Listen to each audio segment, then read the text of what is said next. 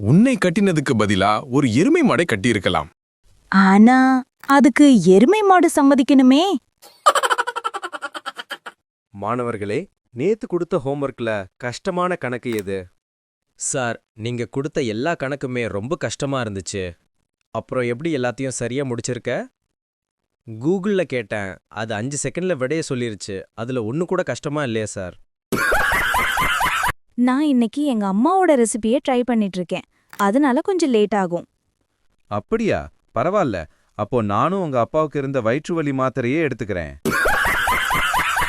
என்னடி கல்யாணமாகி 25 வருஷமாச்சு, உங்க வீட்டுல எப்படி சண்டையே வரமாட்டேங்குது? இல்லையே, ஒரே ஒரு தடவை தான் சண்டை போட்டோம்.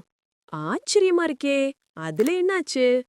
அந்த சண்டையில கோவிச்சுக்கிட்டு எங்க வீட்டுக்காரர் வீட்டை விட்டு போனவர் தான் இன்னும் 25 வருஷமா வீட்டுக்கே வரல. ரோசிங்கிறது யாருங்க?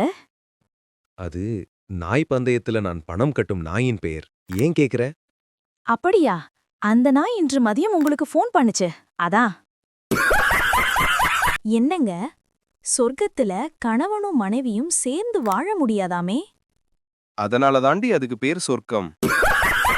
உங்கள மாதிரி ஒரு மாப்பிள்ளை இனிமே கிடைக்க மாட்டாருன்னு எங்கப்பா சொன்னாங்க. எனக்கு எவ்ளோ பெருமையா இருந்துச்சு தெரியுமா? அதெல்லாம் சும்மாடி, நம்பாத.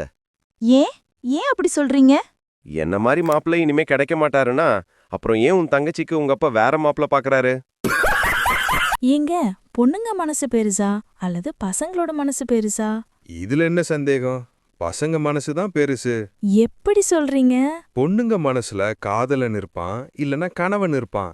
ஆனா பசங்க மனசுல காதலி இருப்பா, மனைவி இருப்பா, பக்கத்து வீட்டுக்காரி இருப்பா, மேல் வீட்டுக்காரி இருப்பா, கீழ் வீட்டுக்காரி இருப்பா, வேலைக்காரி இருப்பா, மனைவியோட ஃப்ரெண்ட் இருப்பா.